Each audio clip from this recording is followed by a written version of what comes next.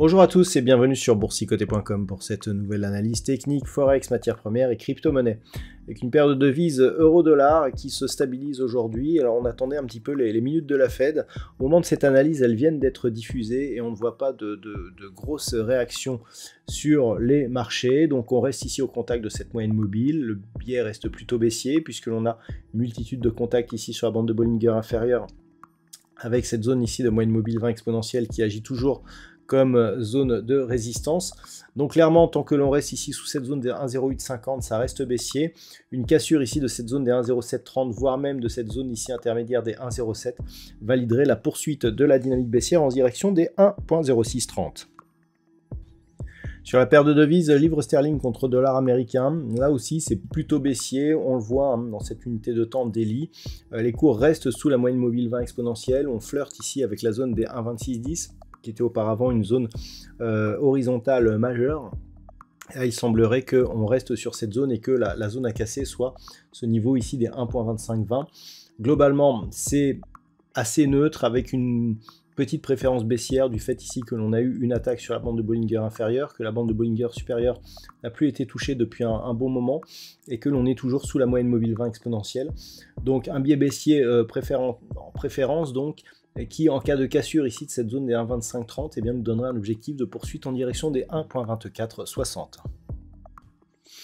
Même configuration au niveau de l'or, on rebondit ici, on se stabilise donc au niveau de la moyenne mobile 20 exponentielle. Donc globalement, ça reste là aussi baissier, et ce tant que l'on ne repasse pas au-dessus au moins de cette bande de Bollinger supérieure, voire ici de cette zone des 2070 $ l'once, donc peut-être une phase de consolidation à venir.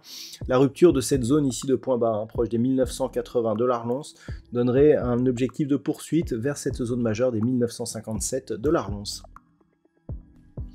Au niveau du WTI, eh bien, on semble vouloir se stabiliser ici au-dessus de cette zone des 76,30 $ le baril. Il semblerait que la dynamique redevienne haussière, même s'il n'y a pas eu de contact ici avec la bande de Bollinger supérieure.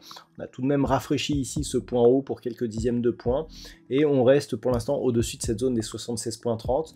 Donc l'objectif reste un retour ici sur cette zone des 80,50 $ le baril, et ce tant que cette zone ici et cette moyenne mobile 20 exponentielle ne sont pas cassées d'une manière trop forte à la baisse. Et enfin, au niveau du Bitcoin, eh bien, nous avons donc un petit début de consolidation.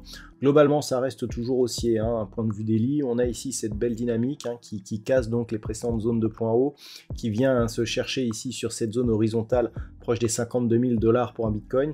Là, on a un petit mouvement baissier, mais qui, quelque part, reste dans le range que nous avons d'un point de vue très court terme ici, sur ces bougies, puisqu'on est quasiment sur la zone inférieure ici à 50 800 $ pour un Bitcoin. Une cassure ici de la moyenne mobile 20 exponentielle nous donnerait des objectifs un peu plus baissiers, avec un retour possible ici sur cette zone de résistance intermédiaire qui se situe sur des niveaux proches des 47 300 $ pour un Bitcoin.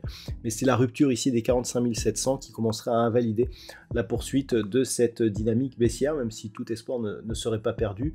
Globalement, on est loin de ces niveaux d'alerte et on peut continuer à regarder vers le haut sur cette crypto-monnaie, sachant qu'une rupture ici de cette zone de résistance des 52 800 $ pour un Bitcoin, eh bien, nous donnerait un objectif de poursuite ici sur cette prochaine zone de résistance à 58 100 $ pour un Bitcoin. Voilà donc ce que l'on peut dire sur l'analyse technique de ces principaux actifs de marché. Je vous souhaite de passer une très bonne soirée et on se retrouve dès demain pour d'autres analyses techniques, toujours sur le site boursicoté.com.